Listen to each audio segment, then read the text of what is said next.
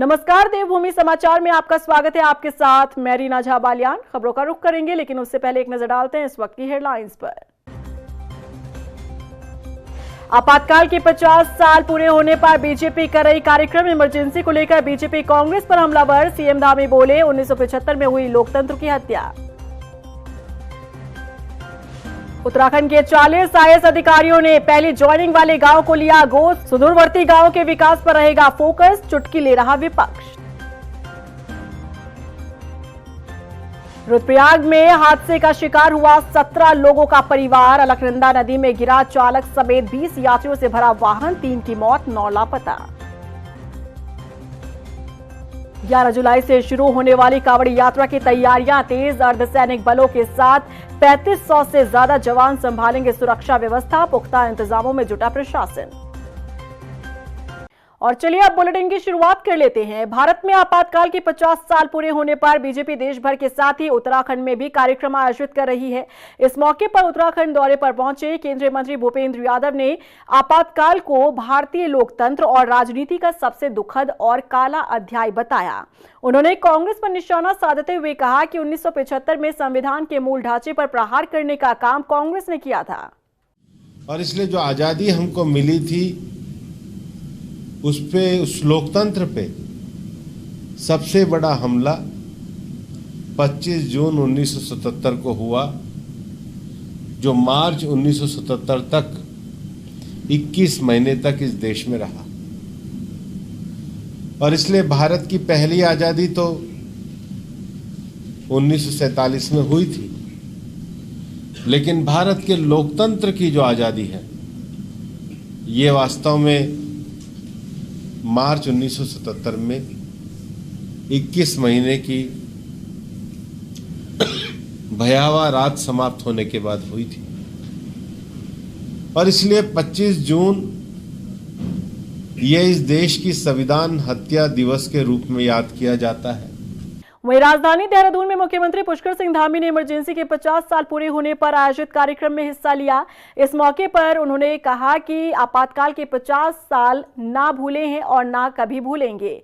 उन्होंने लोकतंत्र के रक्षकों को नमन करते हुए तत्कालीन प्रधानमंत्री इंदिरा गांधी और कांग्रेस पर जमकर निशाना साधा। सीएम धामी ने बताया कि गुरुवार को केंद्रीय मंत्री की अध्यक्षता में वन एवं पर्यावरण मंत्रालय की अहम बैठक हुई। इसमें करीब 100 प्रस्तावों पर मुहर लगी। सभी नौजवान पीढ़ी को उनके ध्यान में आए, उनके स्मरण में आए कि जो इमरजेंसी थी, आपातकाल था, संविधान की हत्या थी, वो कितनी भयावह थी।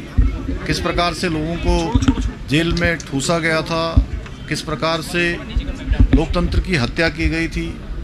अनेक नेताओं को, अनेक पत्र पत्रिकाओं को, समाचार पत्रों को बंद कर दिया गया था, महिलाओं को जेल में डाल दिया गया था, साथ ही नसबंदी जबरदस्ती कर दी गई थी। हमारे देश की युवा पीढ़ी, आने वाले नौजवान, आने वाले विद्यार्थी, सबके स्मरण में ये इमरजेंसी जरूर रहनी चाहिए। इसलिए हमारे प्रधानमंत्री जी के नेतृत्व में पूरे देश में ये आह्वान किया गया कि संविधान हत्या दिवस इसका नामकरण हुआ कि संविधान की किस प्रकार से हत्या की गई। और पूरे देश के अंदर आज जगह जगह पर ऐसे कार्यक्रम आयोजित हो रहे हैं। उत्तराखंड की धामी सरकार की पहल पर प्रदेश के 40 अधिकारियों ने अपनी पहली पोस्टिंग वाले गांव को गोद लिया है। अधिकारियों द्वारा गांव गोद लेने के पीछे मकसद है वहां का उचित विकास करना और योजनाओं का लोगों तक फायदा पहुंचाना। लेकिन अधिकारियों के इस कदम पर मुख्य विपक्षी दल कांग्रेस ने निशाना साधा है और सत्ता पक्ष को सांसद आदर्श ग्राम योजना की याद दिलाई है। देखिए रिपोर्ट। उत्तराखंड के गाँव को अधिकारियों ने लिया गोद। अपनी पहली ज्वाइनिंग वाले गांव को लिया गोद। गांव का विकास करना अधिकारियों का मकसद, लेकिन चुटकी ले रहा विपक्ष। उत्तराखंड के गांव का कायाकल्प और तस्वीर बदलने की यहां के अधिकारियों ने ठानी है। धामी सरकार की पहल पर 40 अधिकारियों ने अपनी पहली ज्वाइनिंग वाले गांव को गोद लिया है। इन गांव का जिम्मा अब अधिकारियों ने उठाया है। अधिकारियों ने गांव में जाकर समस्याओं को समझना भी शुरू कर दिया है और सरकारी योजनाओं के जरिए विकास को गति देने की दिशा में कदम उठाया जा रहा है। दरअसल 20 मई 2025 को मुख्य सचिव आनंद वर्धन की ओर से इस संबंध में आदेश जारी किया गया था। सरकार का उद्देश्य है कि विकास की हर राशि का पूर्ण और सही उपयोग हो सके। उत्तराखंड के युवा मुख्यमंत्री पुष्कर सिंह धामी जी ने अपने सभी आईएएस अधिकारियों को निर्देश दिए हैं कि अपनी तैनाती के जो प्रथम गांव हैं उनके लिए एक उनको गोद लेकर के डेवलपमेंट का एक मॉडल वो तैयार करेंगे और बाद में उसको पूरे उत्तराखंड के गांवों में रेप्लिकेट किया जाएगा। मैं समझता हूं कि ये मुख्यमंत्री की एक अभिनव पहल है, दूरगामी सोच है और निश्चित रूप से इसके बहुत ही सुखद परिणाम निकट भविष्य में हमको प्राप्त होंगे। हालांकि अधिकारियों के इस कदम पर मुख्य विपक्षी दल कांग्रेस ने चुटकी ली है। कांग्रेस ने इसे खोखला दिखावा करार दिया है। कांग्रेस ने सत्ता पक्ष को सांसद आदर्श ग्राम योजना की याद दिला दी है। तो मुझे लगता है अगर सांसदों द्वारा गोद लिए गांव इतने आदर्श होते तो G20 समिट में आप सबको याद है इन्हें आर्टिफिशियल रिकंस्ट्रक्ट नहीं करना पड़ता, गांव की इमेज को, गांव की चीज़ों को एक अलग जगह पर नहीं बनाना पड़ता। वो उन आदर्श गांव में से एक जगह लेके जो है G20 के जो मेंबर्स, जो रिप्रेजेंटेटिव थे उन्हें जाते। तो भारतीय जनता पार्टी कहती कुछ और है, करती कुछ और है। अगर धामी जी ये कार्य करके दिखा देंगे कि हर जिले में 2 ऐसे आदर्श गाँव लेके आ जाएंगे तो मैं कहती हूँ हम उनको साधुवाद देंगे, धन्यवाद देंगे, लेकिन मुझे पता है वो ऐसा कर नहीं पाएंगे। बता दें कि मई 2014 में प्रधानमंत्री नरेंद्र मोदी की सरकार का गठन होने के बाद अक्टूबर 2014 में सांसद आदर्श ग्राम योजना को लॉन्च किया गया था। इस योजना के तहत देश के सभी सांसदों को अपने अपने चुनाव क्षेत्रों में पहले एक गांव को गोद लेना था। 1 साल के भीतर गांव का विकास एक मॉडल गांव की तर्ज पर करना था। लेकिन इस सांसद आदर्श ग्राम योजना के तहत गांव का कितना विकास हुआ, कितनी तस्वीर बदली, इतने सालों में अब तक कोई भी रिपोर्ट नहीं पेश की गई। यही कारण है कि उत्तराखंड के गांव को अधिकारियों द्वारा गोद लेने के कदम को मुख्य विपक्षी दल दिखावा बता रहा है। हालांकि देखना होगा कि अधिकारी अपने गांव की कितनी तस्वीर बदल पाते हैं। उत्तराखंड के रुद्रप्रयाग जिले में एक बड़ा हादसा हुआ। केदारनाथ से बद्रीनाथ जा रहा टेम्पो ट्रैवल अलकनंदा नदी में जा गिरा। इसमें 20 लोग सवार थे जो बद्रीनाथ दर्शन के लिए जा रहे थे। इस हादसे में 3 लोगों की मौत हो गई है तो वहीं 9 लोग अब भी लापता हैं। देखिए रिपोर्ट। उत्तराखंड के रुद्रप्रयाग में बड़ा हादसा। बद्रीनाथ जा रहा टेम्पो ट्रैवलर हुआ हादसे का शिकार। अलकनंदा नदी में गिरा यात्रियों से भरा वाहन, कई की मौत, कई लापता। उत्तराखंड के रुद्रप्रयाग जिले में गुरुवार सुबह बड़ा हादसा हो गया। केदारनाथ से बद्रीनाथ जा रहा टेम्पो ट्रैवलर अलकनंदा नदी में जा गिरा। ऋषिकेश बद्रीनाथ हाईवे पर यह हादसा हुआ। टेम्पो ट्रैवलर में ड्राइवर सहित कुल 20 लोग सवार थे। बस अभी भी लापता है। वहीं इस हादसे में 3 लोगों की मौत की खबर है तो वहीं अभी तक 9 लोग लापता हैं, जिन्हें ढूंढने के लिए रेस्क्यू ऑपरेशन लगातार जारी है। बता दें कि इस गाड़ी में कुछ लोग गुजरात के थे, कुछ महाराष्ट्र के और कुछ राजस्थान के। 20 लोगों में से 17 लोग एक ही परिवार के थे। हादसे को लेकर ड्राइवर ने बताया कि रास्ते में ट्रक ने टक्कर मारी, जिससे टेम्पो अनियंत्रित हो गई और नदी में जा गिरी। कहाँ से कहाँ जा रहे थे? बद्रीनाथ जा रहे थे। कितने लोग थे उसमें? 19 लोग। क्या हुआ, कैसे हुआ? ट्रक वाले ने टक्कर मार दी। ट्रक वाले ने? हाँ। कहाँ से लेके आ रहे थे इनको? केदारनाथ से लेके केदारनाथ से लेके आ रहा था रुद्रप्रयाग नाइट। बता दें कि रुद्रप्रयाग बस हादसे में कई यात्री गंभीर रूप से घायल हुए, जिन्हें एयर एम्बुलेंस के जरिए ऋषिकेश एम्स लाया गया। रुद्रप्रयाग जिले में हुए दर्दनाक बस हादसे में अब तक टेम्पो ट्रैवलर का कोई सुराग नहीं मिला है। इसमें सुबह लगभग 7:30 के बाद 7:45 के आसपास एक घटना हुई, जिसमें एक 31 सीटर बस हरिद्वार स्थित थी जो नदी में गिरने की सूचना आई। इसमें लगभग 8 लोगों को रेस्क्यू करके बचा लिया गया है और 3 डेड बॉडी अभी तक हमें, बाकी लगभग 9 लोग अभी भी मिसिंग है। इसमें 18 यात्री और 2 ड्राइवर और गाइड होने की आशंका है। तो ये भी चीज़ें अभी कंफर्म हो रही है, जैसे कंफर्म होगी हमारे। वहीं इस दर्दनाक हादसे को लेकर सीएम पुष्कर सिंह धामी ने ट्वीट किया। सीएम धामी ने ट्वीट करते हुए लिखा, जनपद रुद्रप्रयाग में एक टेम्पो ट्रैवलर के नदी में गिरने का समाचार अत्यंत दुखद है। एसडीआरएफ सहित अन्य बचाव दलों द्वारा युद्ध स्तर पर राहत एवं बचाव कार्य किया जा रहा है। इस संबंध में निरंतर स्थानीय प्रशासन से संपर्क में हूँ। ईश्वर से सभी के सकुशल होने की प्रार्थना करता हूँ। बता दें कि आज सुबह तड़के बेहद ही ये दर्दनाक हादसा हुआ। इस हादसे में अब तक 9 लोग लापता हैं, जिनका कोई सुराग नहीं लग पाया है और तलाश लगातार जारी है। हल्द्वानी पहुंची जिले की प्रभारी मंत्री रेखा आर्य ने सुभाष नगर क्षेत्र में नवनिर्मित आंगनवाड़ी का शुभारंभ किया। इस दौरान उन्होंने कहा कि सरकार आंगनवाड़ी में पढ़ने वाले बच्चों को बेहतर व्यवस्था देने के लिए लगातार काम कर रही है। शहर में अतिक्रमण पर हो रही कार्रवाई पर मंत्री रेखा आर्य ने कहा कि किसी के भी साथ अन्याय नहीं होने दिया जाएगा। देखिए, सामान्यतः आंगनवाड़ी केंद्र ग्रामीण क्षेत्रों में तो लोग भूमि दान और इत्यादि करते हुए जो है हम लोग भवन निर्माण का काम करते ही रहते हैं। शहरी क्षेत्र में भूमि का मिलना और निर्माण होना बहुत उसमें चुनौतियां रहती है। तो मुझे आज बताते हुए खुशी हो रही है कि अपने ये शहरी क्षेत्र में, चाहे वो सुभाष नगर का हो, राजेंद्र नगर का हो, दोनों आंगनबाड़ी केंद्र जहाँ पे टॉयलेट से लेकर, स्टोर रूम से लेकर, किचन से लेकर, एक छोटे ऑफिस से लेकर, हॉल से लेकर एक प्रॉपर एक स्टैंडर्ड जो है आंगनबाड़ी केंद्र जो है वो बनाया गया। आज उसी का हमने लोकार्पण किया है। निश्चित रूप से उसमें बच्चों की संख्या भी अच्छी है और आने वाले समय में बच्चों की संख्या और वृद्धि होगी। तो आज ये लोकार्पित हुए आंगनबाड़ी केंद्र जनमानस को समर्पित किया गया है। सीएम धामी भगवानपुर में 35 करोड़ रुपए की लागत से बनने वाले छात्र छात्राओं के लिए आवासीय विद्यालय का शिलान्यास करेंगे। राज्य मंत्री देशराज खनवाल ने बताया कि जुलाई के पहले हफ्ते में मुख्यमंत्री भगवानपुर दौरे पर रहेंगे और जनता को बड़ी सौगात देंगे। माननीय मुख्यमंत्री जी का आभार व्यक्त करने के लिए माननीय मुख्यमंत्री जी द्वारा भगवानपुर करालठी गांव में 35 करोड़ रुपए की लागत से अनुसूचित जाति छात्र छात्राओं के लिए एक आवासीय विद्यालय बनने जा रहा है। उसका मैंने स्थलीय निरीक्षण किया और माननीय मुख्यमंत्री जी से मैंने निवेदन किया कि वो उसका शिलान्यास करने आए। भगवानपुर की जनता उनको धन्यवाद ज्ञापित करना चाहती है, उनका स्वागत करना चाहती है।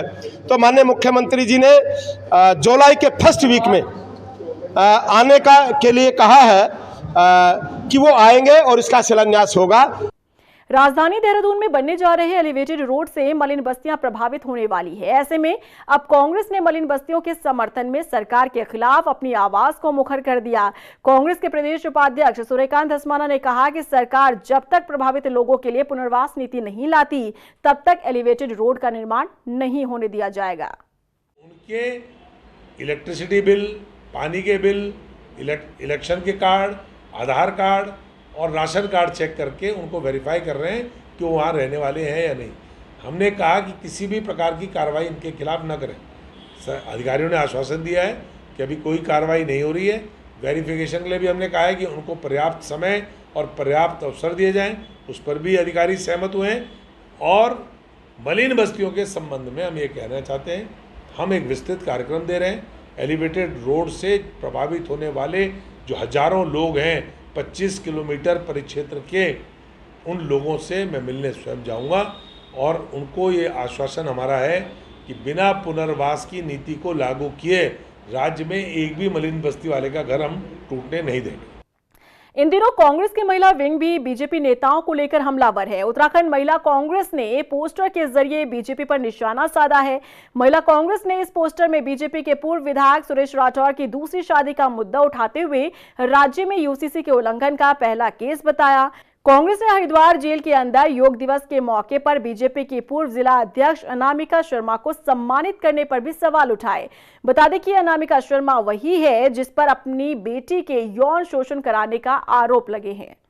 यूसीसी का बड़ा महिमा मंडल मुख्यमंत्री धामी जी ने कहा कि उत्तराखंड पहला राज्य है जिसमें समान नागरिकता सम्मान लागू हुआ, लेकिन उन्हीं के एक पूर्व विधायक, हरिद्वार के ही विधायक सुरेश राठौर जी ने जिस तरीके से उसकी धज्जियां उड़ाई हैं और प्रेस कॉन्फ्रेंस करके और अपनी जो उनका एक उर्मिला जी से जो उनका एक रिश्ता था उसको स्वीकारा, ये उसका फोटो हम लोग जारी कर रहे हैं। ये कहीं ना कहीं मुझे लगता है कि हिंदू मैरिज एक्ट के खिलाफ है।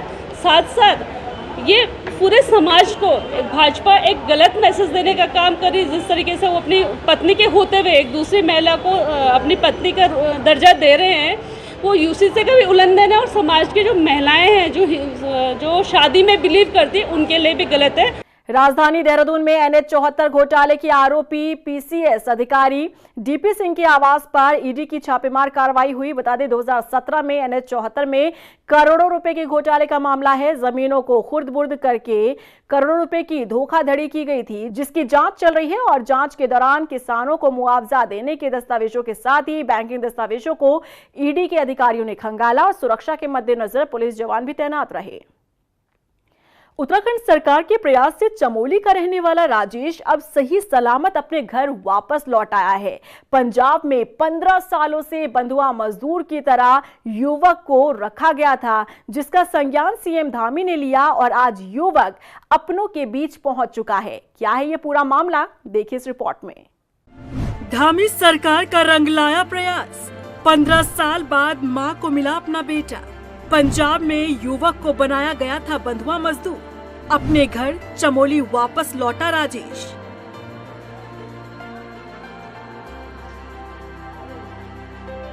बहन चाहिए भाई आपका?